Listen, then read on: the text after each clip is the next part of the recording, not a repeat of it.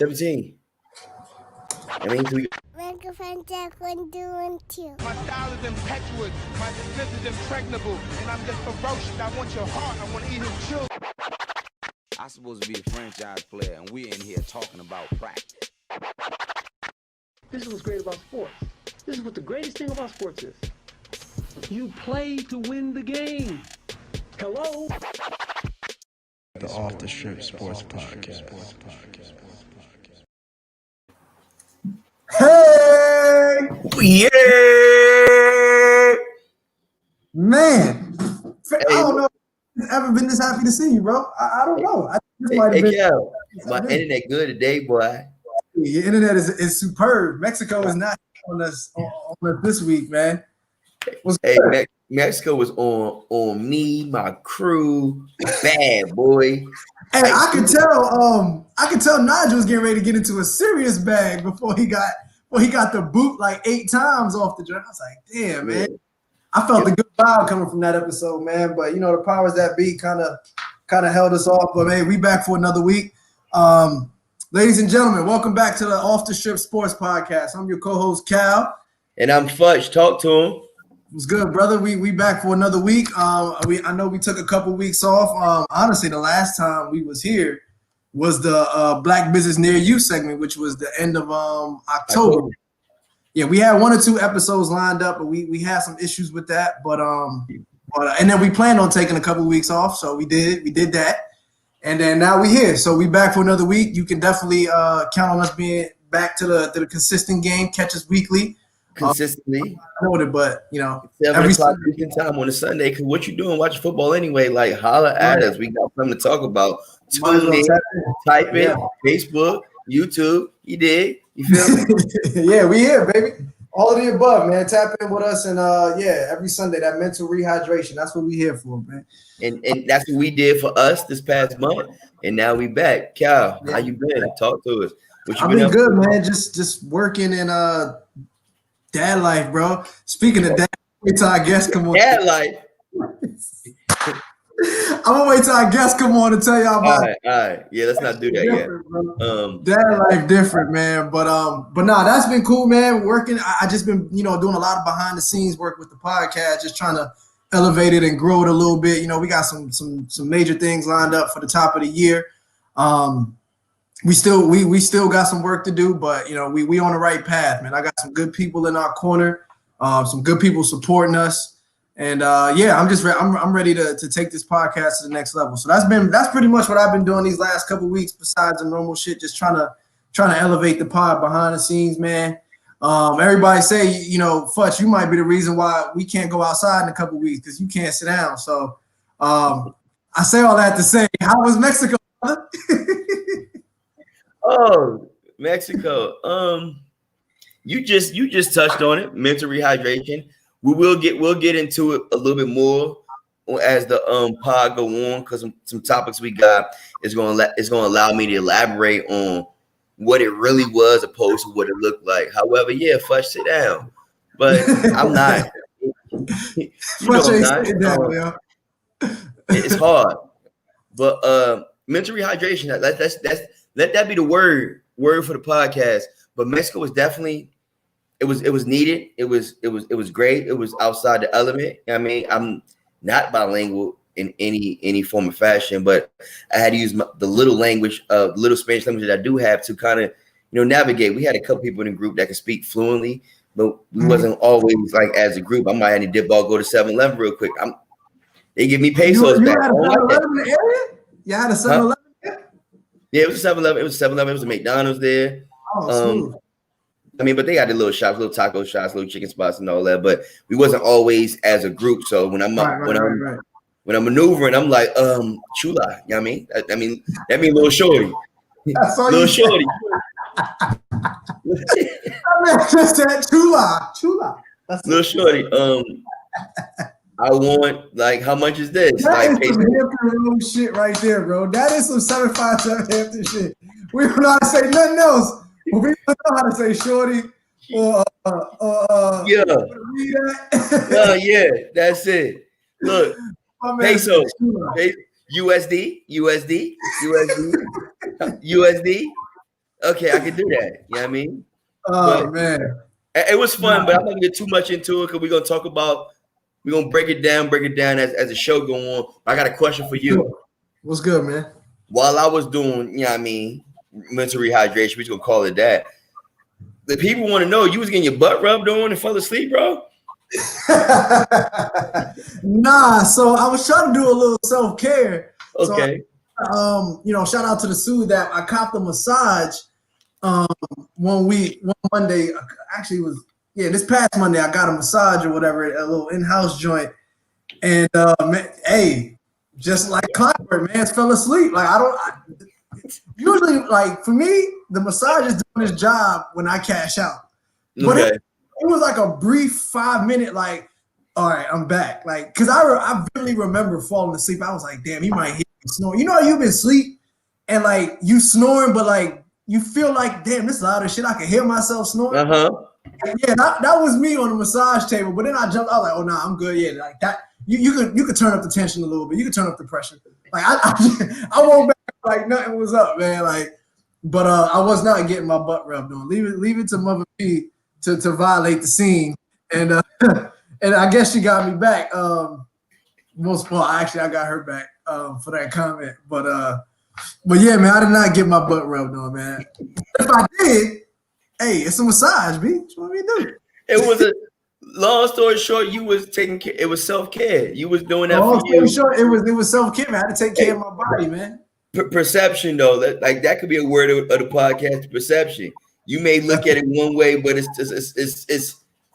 a no look pass. You look at it one way, it's a whole no look pass. I seen Mother's Insta story, and I'm like, oh, Cal getting his butt rubbed. Okay.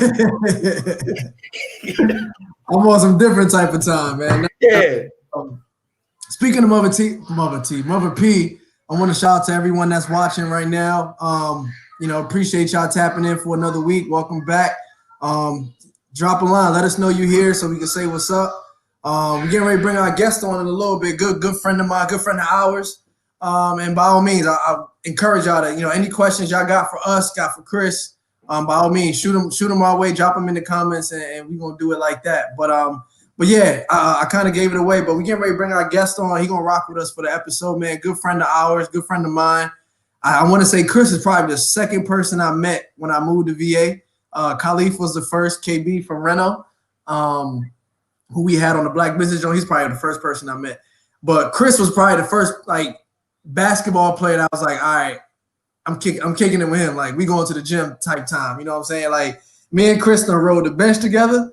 Me and Chris we done played some basketball together, but we spent most of our days riding the bench, real talk. But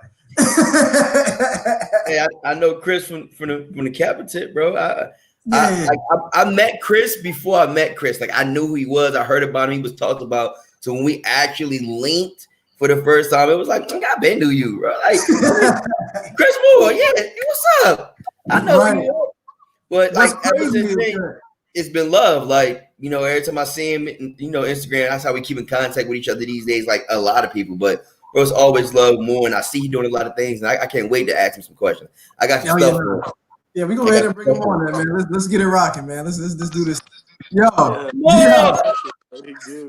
See more, brother. What's up, man? Coach Moore, Chris Moore, Real Rap Raw here today. Uncut. What we got, man? I'm glad to be on here with you too. Hey, we got it all. What we got, Cal? Hey. Uh-oh. Here goes Jasmine Green. Riding the bench. Hey, Cal, we can't hear you. I can't hear you. Yeah, your mic is off. Can you hear me now? Yeah. What's up with you? My bad. So Green had a question. She said riding the bench. So let's explain something to Green. We was what? Yeah. 6th, 7th grade. Tell her I didn't ride the bench all my life. That was early. That was. We was 7th, 8th grade. Yeah, 7th, 8th grade. My bad. Let me back it up. We ride the bench for practice. We was on the bench 7th and 8th grade periodically, trying to figure things out. But we played too, though. We played. Hey, he said, let me be clear. I ain't riding all my life. I was up there a little bit. When he just said a little bit. Like, yo, don't have them thinking I rode the bench all my life, dog. And then Jasmine would go up there talking about something riding the bench. My bad, Chris. My bad, bro. We ain't ride the bench all our life, but we met on the bench. Hey, and we had some good times on that bench, man. But before we got on the bench, we had some war. Yeah, we had some wars. Rec league, right? Yeah. Yeah, man. I play for. We had Heinz Rec League. You tell them, Chris. Hey, Futch, it was like Hampton and Phoebus, the rec league version, dog. We was out there getting after it, getting busy. I don't think anybody else got the ball except us two. Me going against Cal. Y'all was on different teams. He played for the Bobcats. I played for the Bulls. And fam, we was both the go-to guys on our team. And so there you go. Nobody else got the ball. Nah. I think the first time we played each other, it might have been 20-12 was the rec league. I probably had 14. Like it was that type of time. Yeah, Cal, and we both lefties, so it was just like we both were just letting that left hand thing go. So then when we got together, we ended up playing Future League together, man. And we 7th grade Future League at that time. Now they got the junior Future Leagues and all these other leagues to make it fun for everybody. But we 7th grade sitting there watching 9th graders is way bigger than us. We might be 5'1", 5 feet. We sitting on the bench next to each other. We big ass jerseys just sitting there, just biggest. Jerseys was 4 or 5 times our size, bro. We had I had like number 50 something. Like we was there, but like who was there? Like I know, like I want to say, Shamar might have been playing. Tommy Raymond was sitting next to us.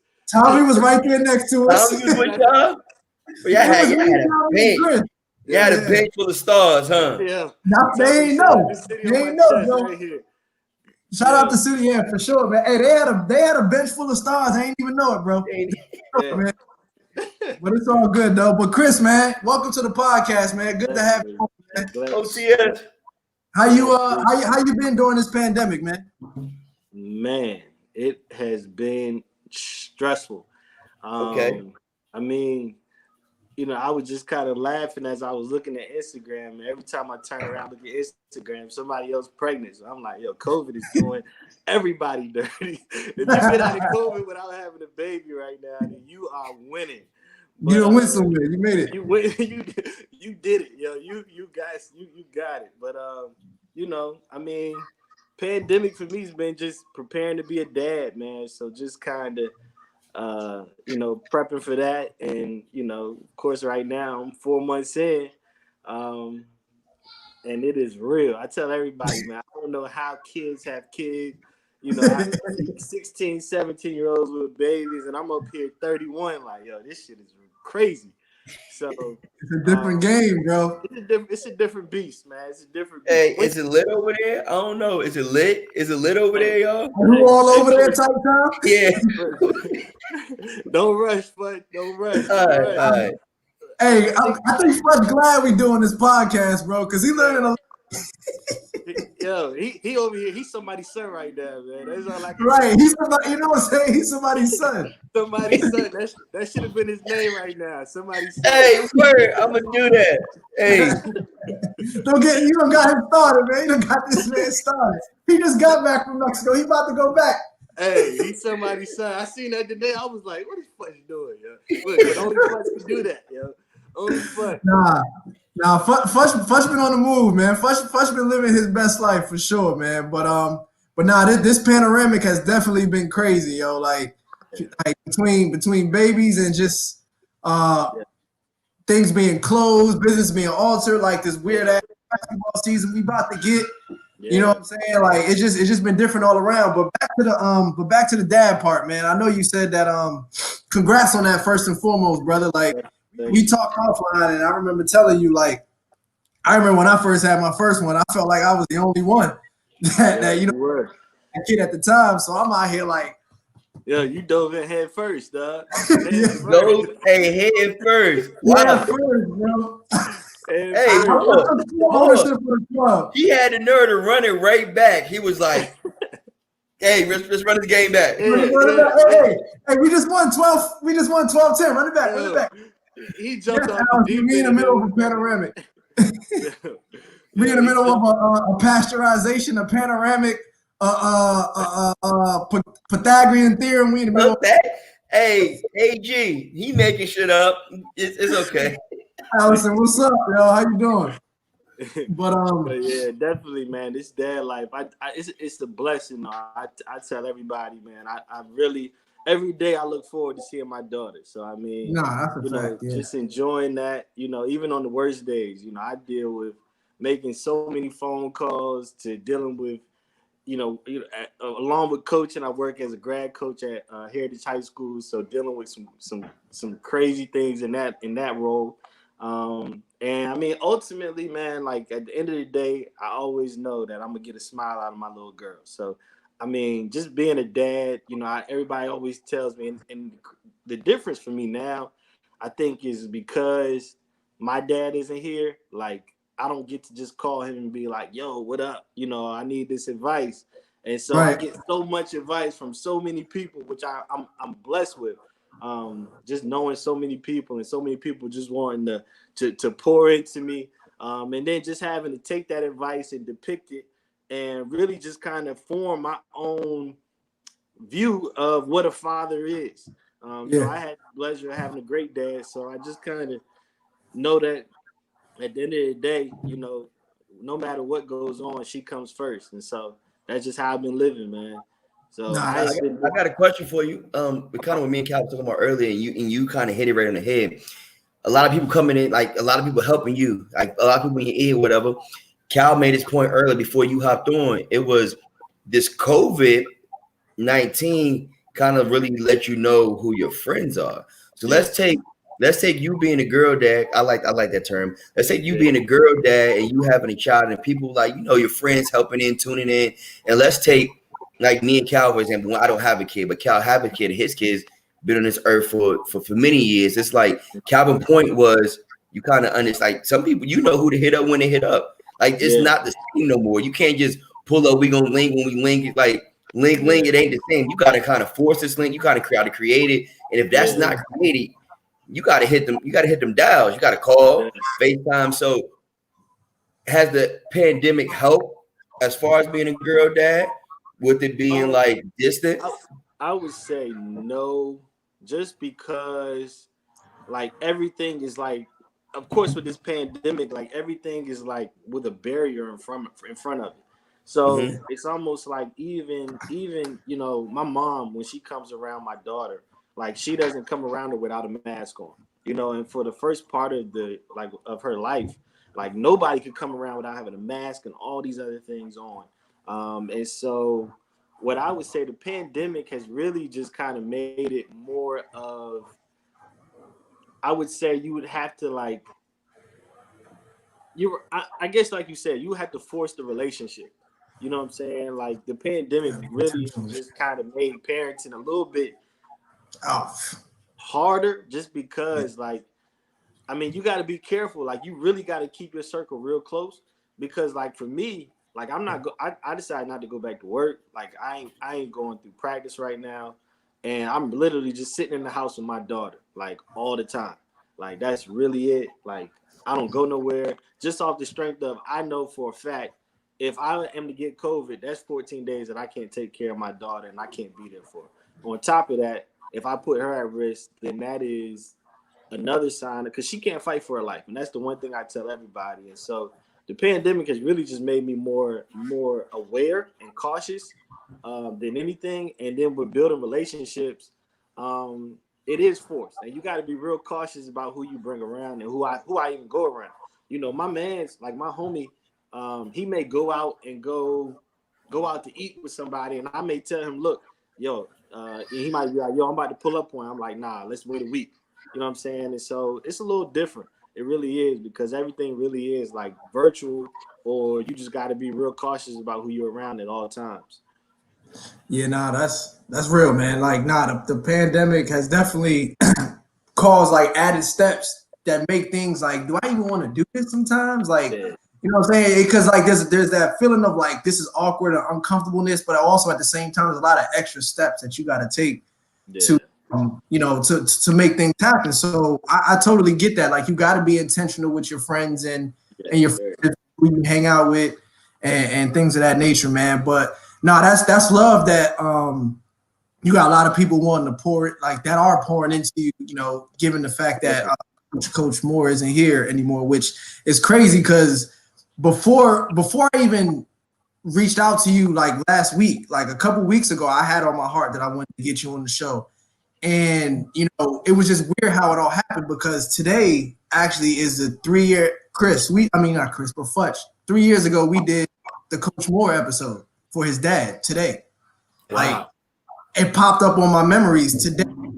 I had posted tap in tonight. And so I always wake up and go and check to see like on this day, you know what I'm saying? And so the very first one was the Coach Moore episode. And I was like, crazy. Yeah. So you know what I'm saying? Like that was just I just felt like that was God talking because like I said, I had this in my head weeks ago. Like when we wasn't even doing the show, like I gotta get my man on, like it's just been a minute. You know what I'm saying? I know I've been watching what he's doing. Like I just want to talk to him. And on top of that, like Chris haven't talked in a while either. Cause like I just told y'all, I was like one of the first out of my friends to have children. Yeah. And so when that happened, I kind of went on this island. Like me, like Chris up. Not for kid shit, you know what I'm saying? Like back in the day, like me and Chris was kicking it on some like, all right, the kids are going to sleep, now we out. You know what I'm saying? Or like there was no kids and like we going out to go average a triple double, whatever the case may be. Not the triple double though. Yeah. Not the trip. Listen. Hard, like I ain't gonna say harder than Westbrook, man. We went harder than that, man. We was Mike and Scotty on certain times, man. But that's why y'all boys got kids now. but I'm saying that because like I said, I was flying solo for a bit. So me and Chris kind of distanced in a bit, like as far as like communication, like our friendship never went anywhere. You know what I'm saying? As far as like distance and like how much we communicated with each other, that changed drastically. You know what I'm saying? Yeah. But it was what it was. Me and Chris knew what, you know what I'm saying? Like his dad shit. You know what I'm saying? Chris always knew what was up. So it's crazy. I was still putting up triple doubles by myself. You were still Hey, it's my team. I was sliding out the A5 trying to get right. I was coming out there with you, man. I was like, yo, my man down bad, man. But bad. I gotta keep hooping. Gotta keep hooping, man. She gotta keep shooting, bro. I went and took up club ownership. Meanwhile, my man was like, "Nah, I still got I still got 3 years in me. I got years. I'm in a contract year, baby."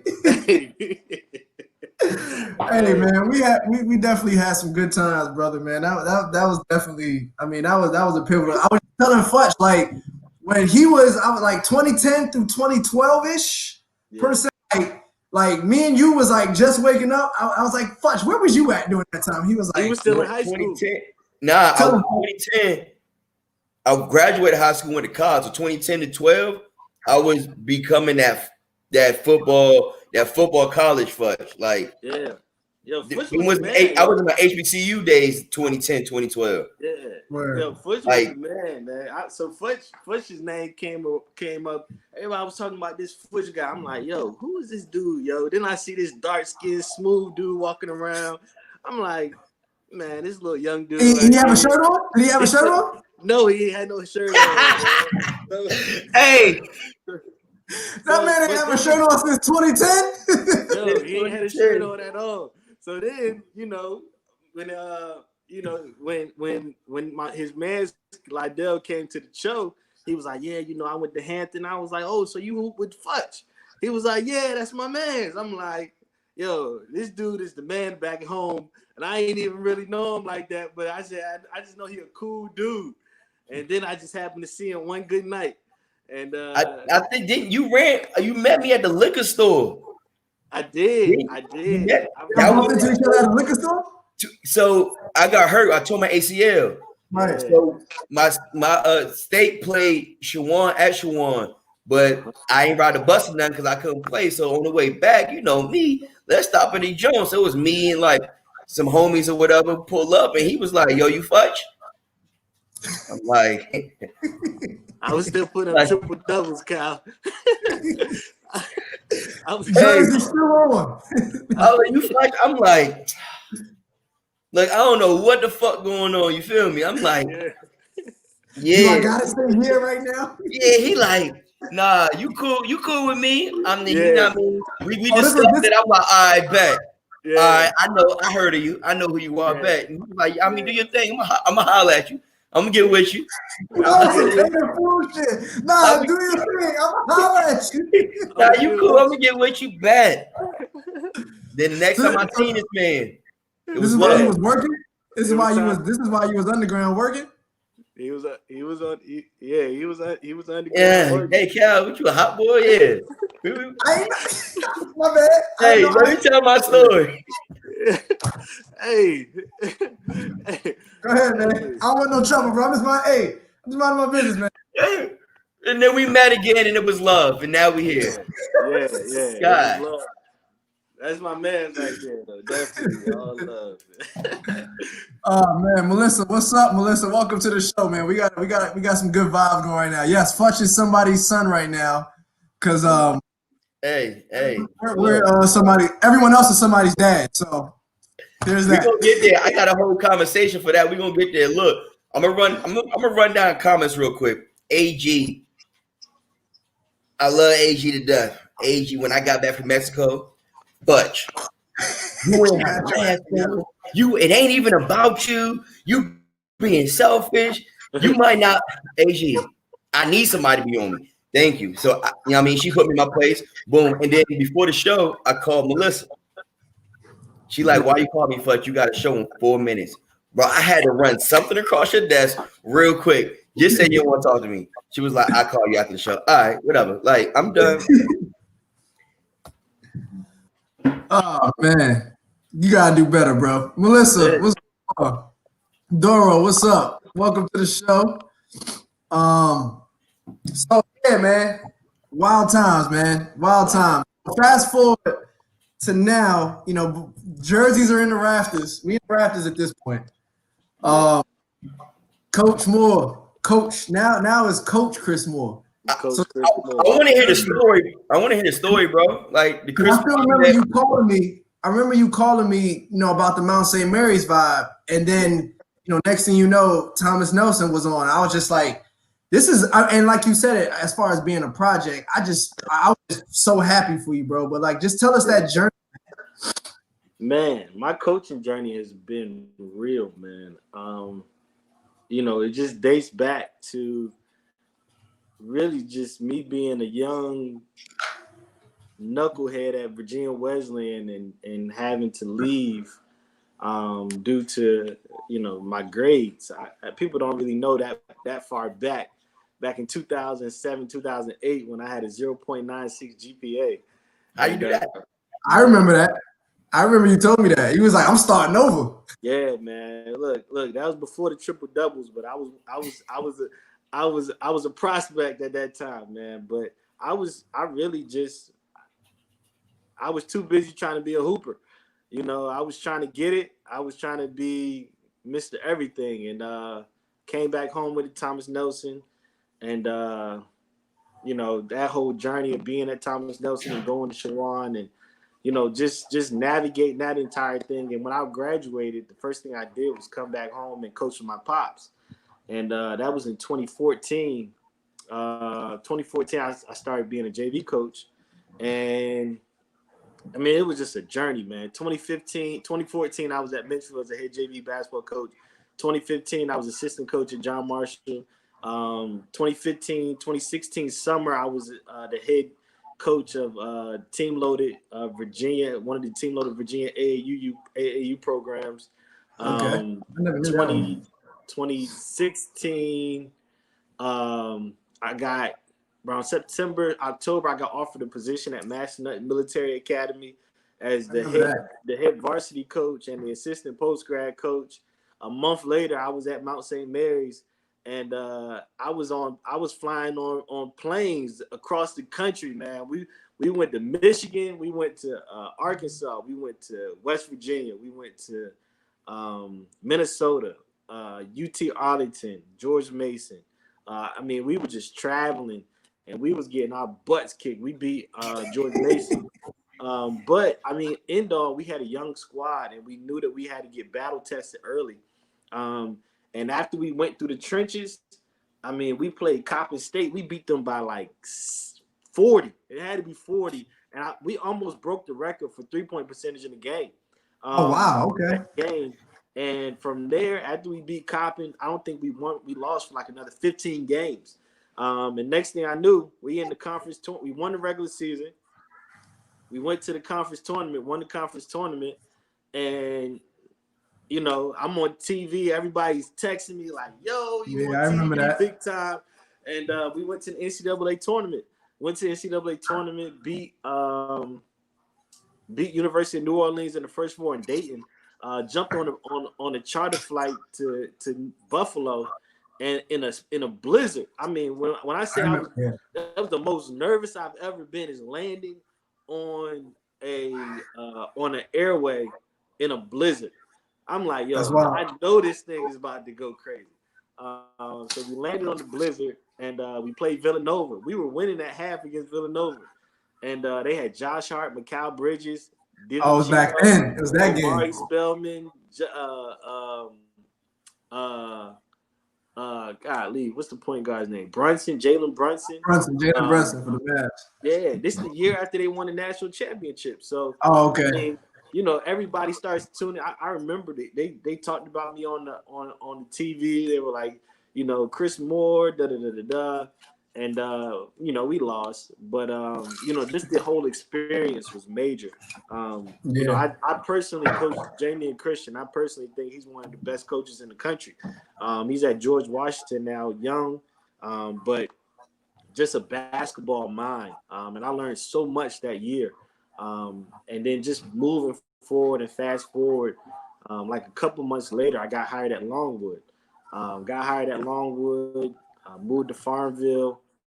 I was director of basketball operations. Yeah, I remember that. He was doing that. Yeah. Under Jason G. And, you know, just great learning experience, man.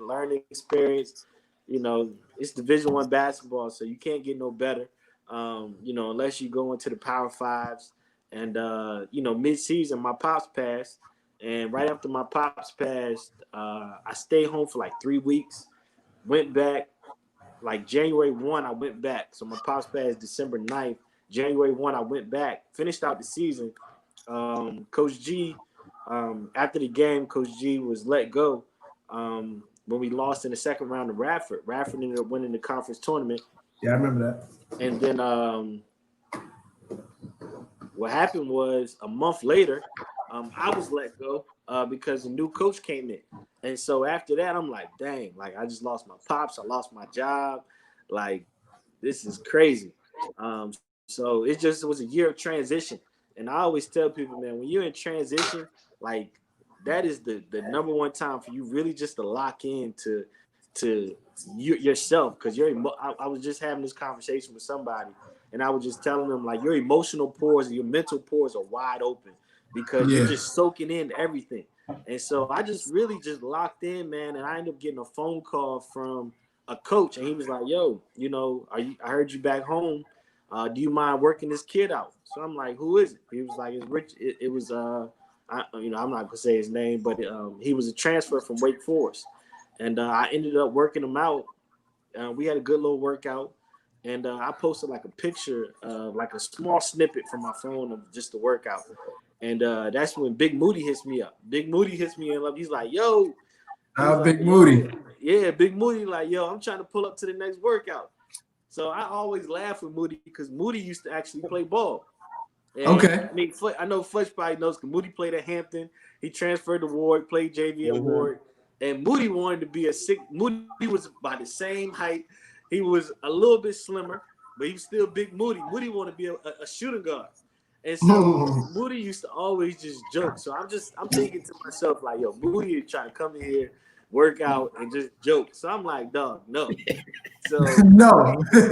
Yeah, like I'm not on that joking type time right now. He was like, nah. Moody was like, man, I'm getting into filming. So I'm like, all right. So he wanted to do some videography work. He said, yeah, I'm just really trying to pull up and get some work.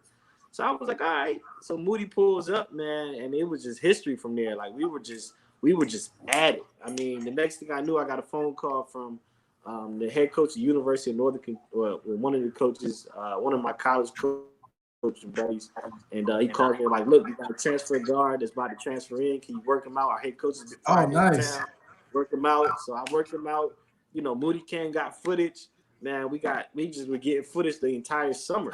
And so, you know, I mean, everybody was looking at me like, yo, Coach Chris Moore out here getting it. And I got a phone call from the AD at Thomas Nelson. And he happened to be my advisor when I went to Thomas Nelson back in 07, 08. So back when we was in our prime, back in the day. So he called me. He was like, look, man, he said, I see all your videos. And, you know, I just want to know, you know, are you planning on leaving to go coach anywhere? Well, that summer, Cal, like, and Futch, man, like, I was talking to so many different people. I had no idea where I was headed. You know, it was almost like I was thinking to myself, like, man, I could mess around and get an NBA job, or I could mess around and take a head high school job. So my range was so your range, like, it was a wild spectrum. I had no clue what I was about to do. I'm like, man, I'm just working the phones, like, you know, as you should. Yeah, I went to the NCAA. I went to the NCAA Final Four. That's when I met Shaq, and I met some people from like. Oh, we linked up out there. That's right. Yeah. It was so many people, man. I met that at that time, man. That it was just like I had no clue what was about to happen, man. But I just knew God was working on something for me at that time. And That's so a fact, when he called me in like June, July, and when he called me, I was like, you know, I can't promise you that I'm gonna come. However, I'll come sit down at the table and we can talk about it. So the crazy thing is I interviewed for like some high school jobs. I interviewed for a couple college jobs, like some assistant jobs at some schools. And one of the crazy things is I actually interviewed at Warwick High School, which I just knew was going to be my job. And they didn't hire me. And I really, man, that really set me back because I knew that was going to be my spot. I was like, man, I'm going to go back. I'm going to turn Warwick back up. You know, I'm varsity? Yeah. I just knew. I was like, man, this is my job. So I even told the AD at Thomas Nelson, I was like, look, man, if I get this job at Ward, then I'm probably going to take it, you know, because I had just lost my pops. I'm like, man, I got to do it for pops. And when they didn't give it to me, I was like, that must be a sign. And, you know, at the same time, like in the same time, that's when Coach Ant had passed away, who was the former coach at Thomas Nelson. And so it was almost like a sign. So I ended up taking it. And, you know, that first year was a learning experience. It really was. Sure, humbled you a little bit. Yeah, and plus, you know, I just thought like, man, I'm coming from Mount St. Mary's, Longwood, and you know, I'm about to come in here and get this thing rolling, you know, year one. And man, we lost like our first 10 games. I was like, ooh. Make it make sense, please. Man, it was crazy. It was crazy. And we ended up winning like 6 straight games. So we ended up finishing like 6-13 that year. But the games we lost, like it wasn't like we was getting blown out. We got blown out maybe a couple times, but it was more so just us really. We was competing, like we were really just competing. Like we weren't losing by no more than 10. And those guys came ready to work. And the next year, and plus, you know, when you got a whole new coach, man, you got to try to. Just growing pains. Growing pains. You got to identify yourself as a team. And so you got to find your identity. Yeah, and that next year. That summer, I was like, man, I'm about to kill this recruiting. You know, I talked to these kids. I'm telling them where I came from, telling them what I could do, telling them who I worked with. You know, at the same time, I'm training Cam Thomas and Mark Williams, who Cam is the leading scorer in the country right now for LSU, and Mark Williams plays at Duke.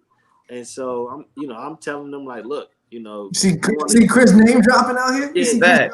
You see him out here. Credentials, my shit is long, boy. Leading scorer down at LSU. You know, something like nothing crazy. You know, he just scored nothing crazy. Hey man, look, let's go to Duke. Nothing crazy. Nothing crazy. I know him. That's right, your man's too. Nothing I crazy. tell everybody, just go to my website, www.morethanthegame.net, if you want to find out where I'm working. So, Okay. Go check me out, but continue. So after that, check me. After that, man, that summer I just hit the recruiting trail, and we ended up going 18-9 last year. I was able to put 4 guys in school. That's a winning season. Turn around. Winning season. Talk about turnaround. And this year was all about just building. And so I think this year I got a really great staff. I really enjoy the staff that I have. I think that now that people kind of have taken notice, now it's just about transitioning this thing to the next level. And so I made it my blueprint to turn this thing into an NJCAA program. The women's basketball team is, and the baseball team is, and now the men's basketball team will be the third to go.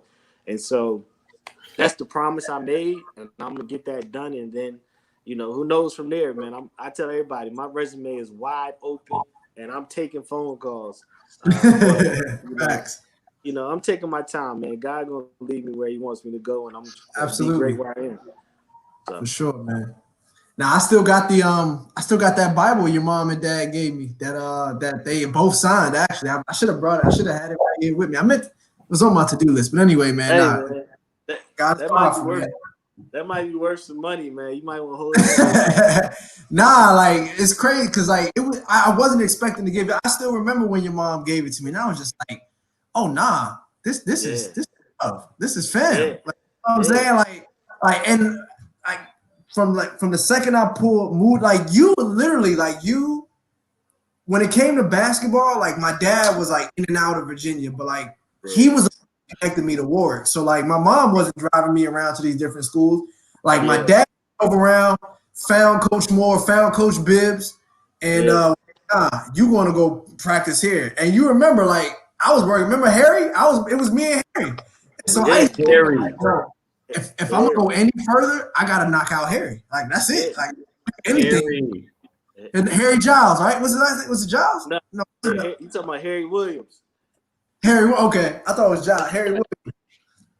Fam, me and him was literally built the same. He was probably quicker than me, a little bit stronger, but I just was I had heart. I was just if I'm gonna do anything, I gotta beat this thing. That's it. Get past that. Yeah, well, fighting for the bench. That's what it was about. Everybody was fighting for the bench. Everybody was fighting for the bench, yo. Because the only 7th grader getting playing time at that moment was Jay Grimes. That was it. Jay was the only. That was a point. That was a general. That was a floor general back then.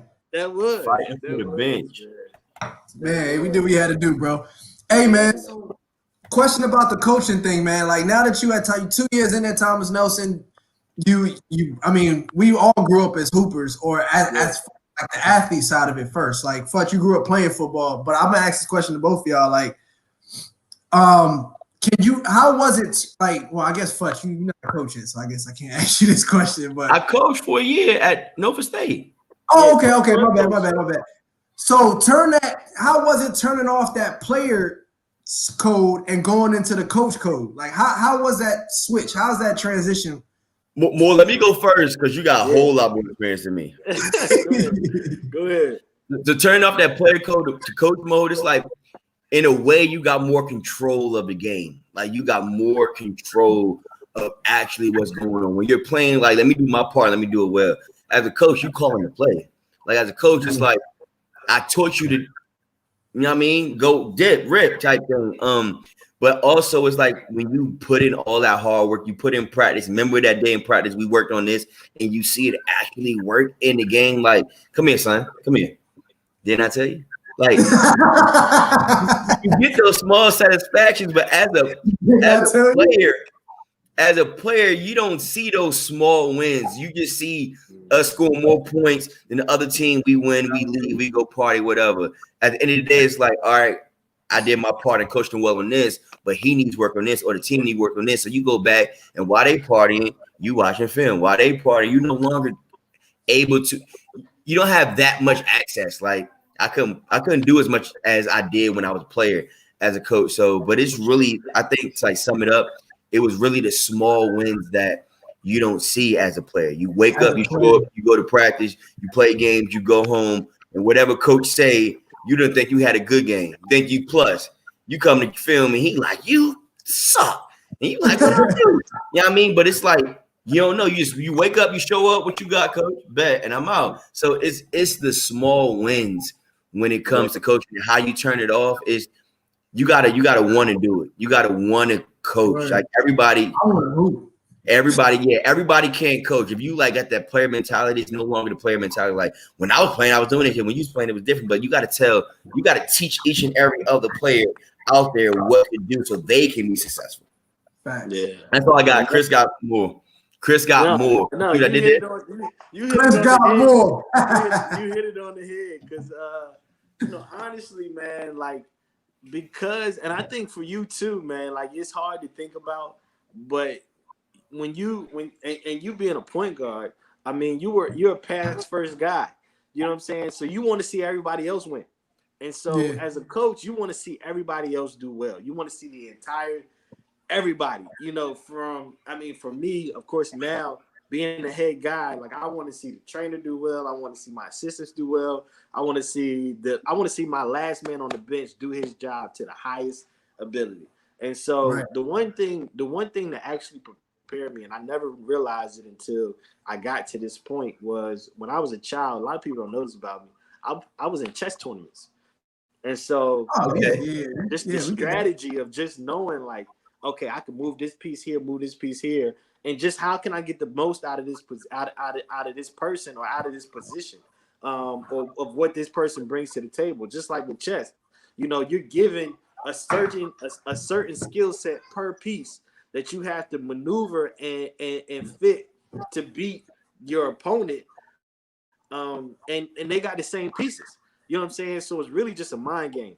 And so for me, I really just love to see the success of my entire staff, of my entire team. Like, I think that's what really was the switch for me, was just really just wanting to see everybody else succeed. Now, I'm not going to say, man, I still get out there and I want to get out there and practice and play. But the way my win goes nowadays, man, I only got so, hey, man. I wish we can get out there and hoop some more, man. That would definitely be vibe. But I get it though. No, that makes sense. Like for me, like I love the game, man. Like I get out, I coach some young kids. I coach like fifth graders and fourth graders or whatever, like, and did it like that because I'm getting ready for Johan. But like you couldn't put me with some middle schoolers or ninth graders right now because I'm about to get out there and bust your ass. Like that's it. So, that's because y'all that switch ain't turning off for me yet. You know what I'm saying? I'm not there yet. Hey, Cal, so to kind of like to piggyback off of that, I be doing the flag football thing or whatever. So when I'm out there and I'm actually playing, bro, on time, I play defense, corner. That's what I do. But on timeouts, I'm on the field with the offense. I'm like, look, we got 2 timeouts. We got 2 minutes left. You know what I mean? We don't need to score. Just get the first down type thing. I feel like once it's like embedded in you, once you like understand the game to a different level, it's like, bro, I'm really good at this. Like, it came to a point, it's like, what are you doing? I'm like, I'm not even supposed to be on the field, am I? Moving the streets like Chappelle. That's what it is. But you like, it's just I can't help myself. Like I'm just saying the whole scenario 1,000 times. They're like, Futch, we know, but I just love it. Like in my head, I can control it that way.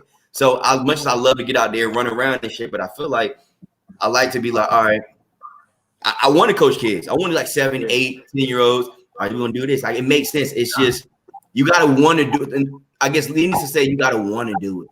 Once you like get it, you like it, boom. As much as doing it, playing, it's like 5-10% you want to do it, but 90% you want to coach it. Like it's still there. You don't lose it. I'm still at like 85%. Yo, pass me. Yeah. Hey, give me the rock real quick. Let me show you something. Set the screen and just watch. Like that's me. That's it. So I'm working on it though, bro. I'm working on it. Actually, this year was supposed to be the year that like Johan gets basketball and I'm able to like just let him rock and I can get back into my coaching game. But it is what it is, man. But nah, shout out to y'all boys, man. Hey, coaching is definitely I mean, like I said, I coached before, but like I can tell you right now, like even when I was coaching, like I was like, yo, pass me the ball. You know, so shout out to y'all on that in that regard. I think for me too, the last thing I'm gonna give you, just because like for me, like part of, and people always like my degree was in education. A lot of people don't really know my degree was in education. So for me, it's a teaching moment. You know, I love to teach. My parents Word. were teachers. You know, so just Yeah. being able to get out there and teach the game from the standpoint of, because for real, the game is it gets lost at some points, especially like at one point, I felt like the PD was going down. Just as The far as PD was football is, live when we was there. yo, it was live. The I PD mean, was undefeated, bro. I feel like up until like right after Futch left, it went like down, and now it's come back up. Like if you follow Okay. high school sports nowadays, I mean, I think the competition, especially on the basketball side, I can't really speak on football. I'm gonna let Futch stick with that one, but basketball side, like just these young guys nowadays, they got that edge that the old PD kind of had, just that grit. Okay. You know, and so I mean, just the teaching of everything, man, that you get to do, and just being able to get these guys to understand like how this thing, and that's why like it all ties back to the more than the game, you know, and just how the game relates to life, you know, like just adversity to prosperity, and just all these different things Adversity to that prosperity. like all these different teaching points that you can get from the game. Like the game raised us, and Facts. so I mean, It definitely did, bro. yeah. I moved here. I moved to VA, and the first place my mom took me was Epps to play rec league basketball. Yeah. That's where I met Jeremy Banks and Big Lou, who's coaches at Heritage now. Yeah. They was my teammates. Like, you know what I'm saying? I was the backup point guard behind Jeremy, and then we had Lou Big Ass that was the biggest person in the league. So you got assists just because you had good teammates. Hey, I was Deion Waiters that year. I got a ring, baby. Champ. Oh, you got a ring, baby. Look, Hey, that year, catch me, ring me, baby. Hey, ring me, baby. Like we had Jeremy Banks and Big Lou Will. So like, fam, we was undefeated at Epps that year. Lou was bigger than the bro. Like, you know what I'm saying? All you had to do was get in the paint, just pass Lou the rock. He gonna get the. I just had to show up. Yeah. All I had to do was show up. I just had to show up, bro. Green had to pass the ball. Celtics, bro. Like, listen, good times, man. But nah, that's love though, bro. I want to pivot a little bit to kind of what we was talking about, Futch, and kind of what me and you was talking about a little bit too. We talked about it quite a bit tonight as well. But just as far, we got a comment first. Let's see what we got going on here first. Now that you have we got a question for you, Chris. Who is that? What's that? Allison Giselle. Now that you have a kid of your own, at what point do you stop moving to the next best coaching opportunity so that your kid can grow roots of their own? Or are you moving regardless if there is a better opportunity and just helping your child adjust? I mean, ultimately, coaching is my great question, AG. That really is a really good question because that's something I still toy with in my mind myself. And so, I mean, right now, I'm just learning how to just be great where I am. And that's something that I didn't do before I had a child. You know, I really just was thinking like, man, I got to find the next move because I got to climb the ladder because it's like the closer I was getting to 30, I'm like, dang, I got to get here by 30. I got to get here by 30. And then, I mean, it's really just about being great where I am and then just allowing the chips to fall as they may. And so I think for my child, you know, I mean, it's really a lifestyle. I really don't want her to move 25 different times. So I'm not taking those sacrificial jobs anymore, you know, where I'm not making barely anything, but, you know, people don't know I slept in the basement at one point in life for this coaching thing. You know, I slept in the basement. I didn't slept in my car at times, you know, and it's a sacrifice. And everybody doesn't really understand how much of a sacrifice it is. So for me, you know, my next move now has to be better than where I am today as far as financially. You know, I'm not looking to move into those areas where, you know, it's nothing around, like the country's not, you know, I'm now looking at schools and everything around there. And so it's really just about seeing the broad view. I'm not just looking at like, oh, that's a good place to go. That's a good stepping stone for me. I'm looking at like, okay, is this a good place for my daughter to grow up? You know, and so that's really the new mindset right now. I can't say that I wouldn't take a job next year, and you know, I'm not looking to move a whole bunch of times in a matter of 5 years. You know, I may be looking to make one move, stay there for 10 to 15 years, and then make my next move. So it's really just being more strategic about it and not thinking just about myself. For sure. No, I mean, if kids don't teach you anything, they teach you to not think about yourself. You got to think about so many other different things. Like, fam, like I'm gonna just school y'all real quick before the podcast tonight at 7 p.m. Like, P, shout out to Mother P. I love you for everything that you do. She's working nights this weekend, right? So I got the kids this entire weekend. So I had to do so much to make sure I could push play at 7 p.m. tonight. Like, my youngest is downstairs right now watching TV, watching Honey, We Blew Up the Kid on Disney Plus. You know what I'm saying? Like, I had to make dinner. Happens, what if something happens? What you gonna do? Oh, I'll be right back. I'll be right back. You know what I'm saying? It is what it is. But like what I'm saying is it's a matter of like, you just not thinking about yourself anymore. You know what I'm saying? Like, you really gotta play the long game in certain situations. So I was like, it's crazy because like I was gonna bring this up earlier when you were saying like when it goes from being a athlete or a player to a coach. Like, I'm thinking about how women, because I've seen it firsthand. Like, I see it all the time. Like, I don't know about y'all, but like when a woman can go from not having any children to being like the MVP mom, you know what I'm saying, with like zero experience, what I'm saying is that like the first time mom, like they ultimately turn into the MVP mom. Like, what I'm saying is that like they're great at what they do immediately. You know what I'm saying? Like, I don't know how that's even possible, but like that's just maternity for you. So like when you guys were talking about going from an athlete and playing a sport to being a coach, like how you could just like flip that switch.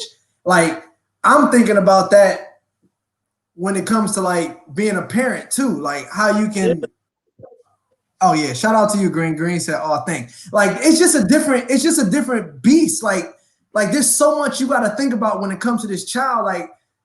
Sometimes like, oh yeah, these like P be like they need Tylenol. I'm like, oh shit, I completely forgot they need that. You know what I'm saying? Meanwhile, well, good. Bro, like, I just be like, damn, like I'm a piece of shit.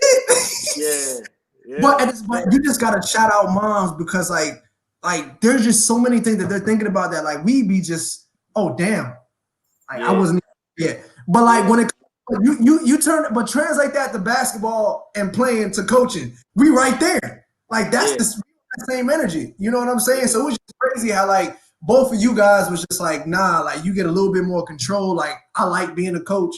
I got this, I got that. You know what I'm saying? Like, I just kind of compared the two, and I recognize like I recognize the similarities between the two. I should say. You right about that. But not like mom, like women go from women to just MVP moms, like that. Do. No bullshit, like zero experience. Like, they had their mom teaching them.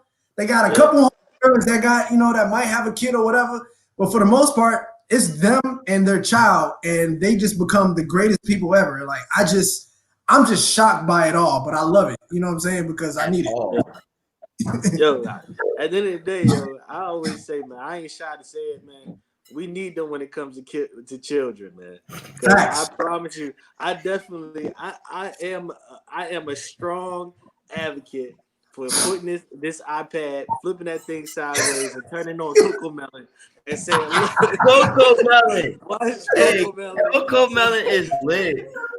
Coco Melon is lit. Coco Melon really gets me through the nights because, like you said, them late nights when you by yourself, dog, Coco Melon comes through for the win. Coco Melon. Speaking of Coco Melon, say what's up. Hey, what's up, baby? Hey, your hair looks amazing, baby. Hey, who did your hair? Hey, Cal, throw on Coco Melon, yo. Her whole day will be Ta-da! Can I go finish my podcast now? I'll be back in a couple minutes. I'm still hungry. All right, I'll get you some more food in a bit. Hey, I got the perfect look, son. Hey, y'all ready, Chris? What's up? Hey, Chris, you ready? I'm ready. So y'all girl dads. Calvin got a boy too. When? Because I need to know this. When do you become like your wife dad too? Like when wife say daddy? Hey, so Futch got a valid point. So there was a slight altercation yesterday in the A barn. slight altercation. Shit hit the fan. Hey, I never thought I peeped. I never thought I'd be a part of a meme, bro. So boom, right? So boom. So it's Portia where I'm sitting right now. She over here, me and her dad, my father-in-law, we in the living room chilling, watching the game. Chilling. Just mind our business. And I thought I heard Dad or Cal, I don't know, but I heard Portia say something. She reached out. She reached out to that area. She reached out to this area. So boom. First time she said it, nope. Like I didn't respond. Her dad didn't respond. My father-in-law, he didn't respond. So I was like, nobody heard it. So the second time she said either Dad or Cal. I don't know. I could have sworn I heard Cal. So the second time she said something, I was like, yes, babe. And same time, her father was like, yes. And I was like, what? And so he was like, you know what? I don't even want nothing. I'm good. I don't want anything at all. The fact that like I was a part of that, bro, like was just one of the wild. I was like, fam, I heard what I heard. All right. Nobody said anything the first time. So naturally, you had to do your job and answer your wife because we didn't want her reaching too much. Hey, Futch, just like you changed somebody's son, we need to change his to Mother P's Poppy, yo. Mother Poppy. Yeah, Mother P Poppy. Mother P's Poppy, yo. Bro, like it was I cannot believe that we both said yeah to Dad at the time, bro. Like me and my father-in-law was like, yeah. I was like, oh shit. Did y'all continue watching the game? Did you continue watching the game? Did you go like get popcorn? Did you like? I sat there. I was like, oh shit, this really just happened. I was like, oh. And he was like, you know what? Yep, it happened. He was like, yep, these jokes don't write themselves, bro. We ain't done here. Yo, you ain't at least say like, I thought she said Cal. You ain't trying to clean it up. Now he was shook, bro. You know when you get caught off guard, like when you catch the screen and you ain't know it was coming, like damn, it was one of them, yeah. It's like, hey, cook, that's a block, bro. Yeah, like, tell me the screen was on the left. It was some wild shit. She definitely hit me with the Dad Cal. I thought I heard Cal, bro. I wouldn't have responded to Dad. I wouldn't have responded to that. I thought I heard Cal, fam. All right, so I guess my question is, like, since we on it, when is it appropriate, like, in a relationship? When is daddy appropriate for like a safe other? Because we got people listening. They want to hear what we got to say. Hey, if she calling you daddy with no children in the picture, that's awkward. Like it's awkward. It's not awkward, but. Now talk your piece. Go ahead. If it's awkward, it's awkward. I'm trying to figure out what it is. Like, if she calling you daddy, ain't no kids in the picture. That you just kinky. Like, you just kinky at that point. You know what I'm saying? You just like what you like. You gotta graduate from somebody's son first. Once you graduate from the son, you graduate to the daddy. Daddy. It's steps. Okay. Yeah, it's steps to this. Yo. So right now, steps to it, man. Like, son, bro, you know, and then eventually you become daddy, and then because daddy. It's like it come with it. Like it's like the next step. It's included in the package. It's in the package. Oh, it's in the dad package. It's in the dad package. Okay. You get a guaranteed Father's Day gift. Okay. And you get dad, a couple times out the year. Okay. You're gonna get a pair of socks and you're gonna get a tie. Like that's all in the dad. That's the dad package. And you're gonna get breakfast taken care of at least once in the year. Like that's in the dad package. Yo, with the socks comes a pair of drawers and some undershirt. You gotta get some. Yeah. When you get that, you daddy for real. Yeah, hey, when you start getting them gifts, you might as well look. Hey, it was good while I lasted. Hey, that's it. Hey, man. Hey, man, but nah, like that was one. I can't believe I was a part of a meme, bro. Like that was some wild shit, man. But I want to pivot a little bit to just honestly, like kind of like what we've been doing right now, just kind of like the whole fellowship process of just like me and Chris got a relationship. You and Chris and Futch got a relationship, but we all are still like we still connected in a way. So I love it. But so when did they get? Allison had a question. So when did they get Zaddy? Like when do you? Zaddy.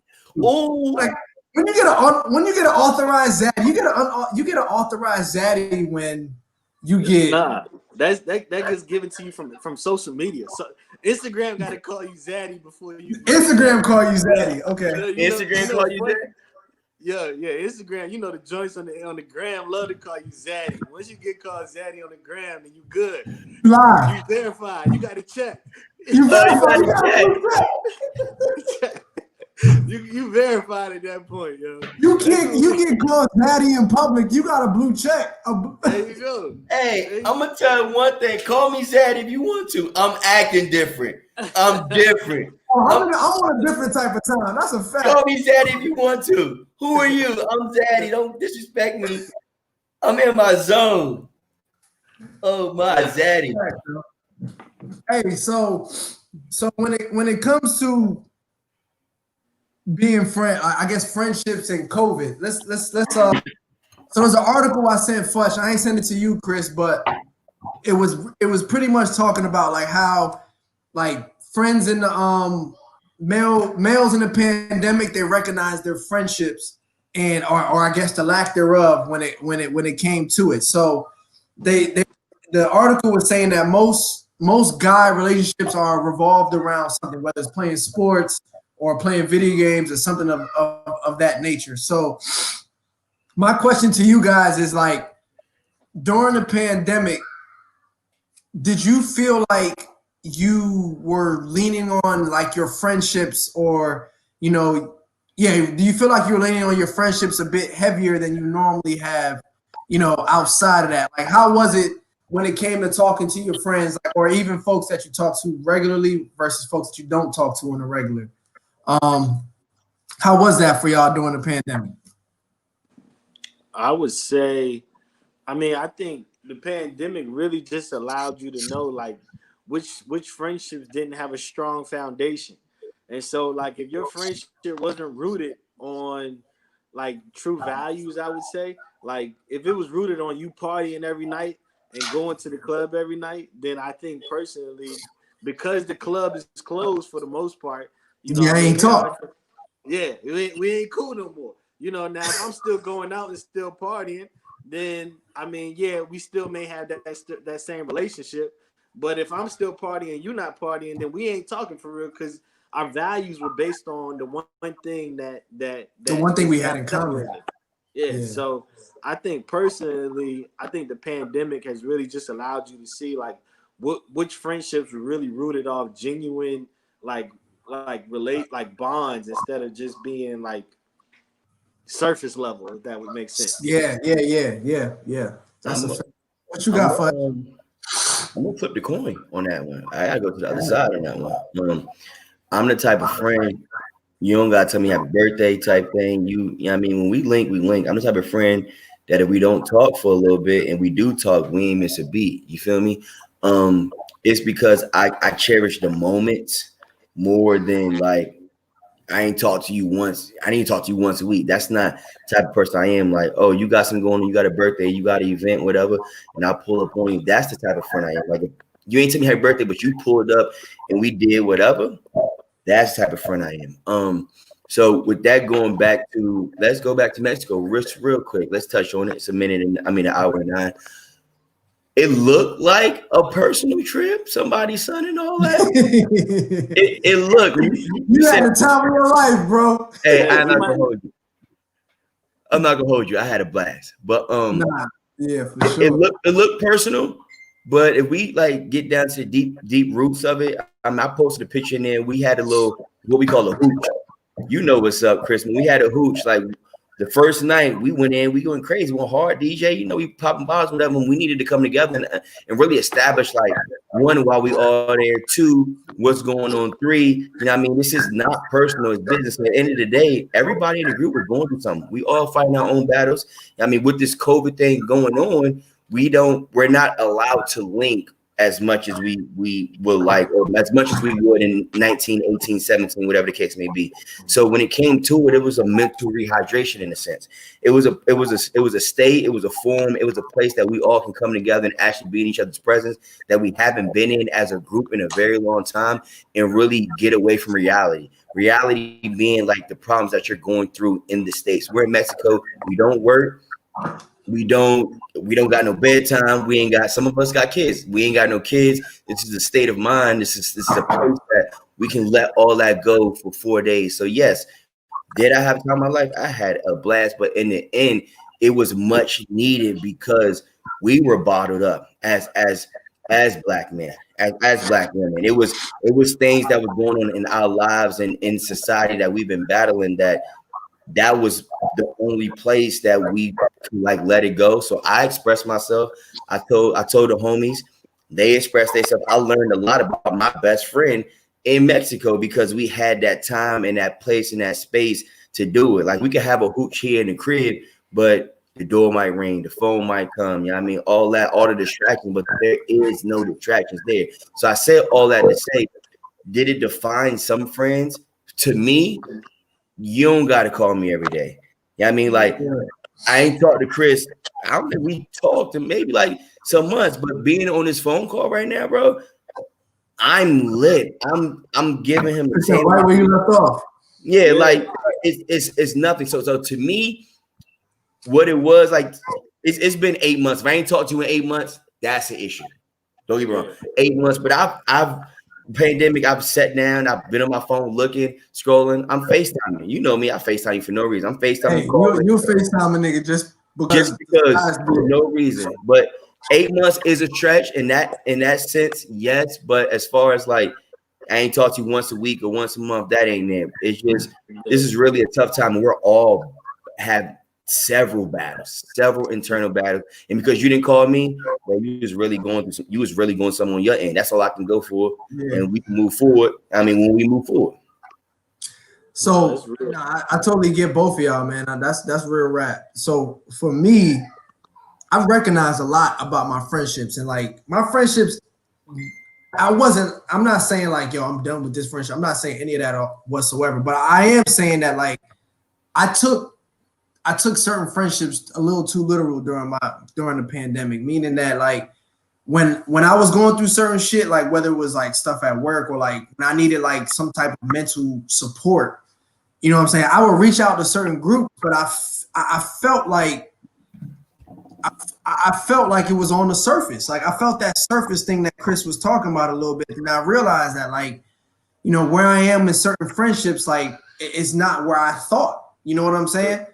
And so I got frustrated in certain moments. I'm just like, fuck, I felt lonely. I felt like I wasn't, like, who am I about to hit up? Like, who am I talking to? You know what I'm saying? I thought these was my peoples. Like, what's going on here? You know what I'm saying? But I recognize that like I had to look at the friendship a little different after the fact. You know what I'm saying? Like when I read that article, like I recognized that like I was leaning on certain friendships for shit that wasn't built on what I needed, like built on some type of foundation as to what I needed in the moment.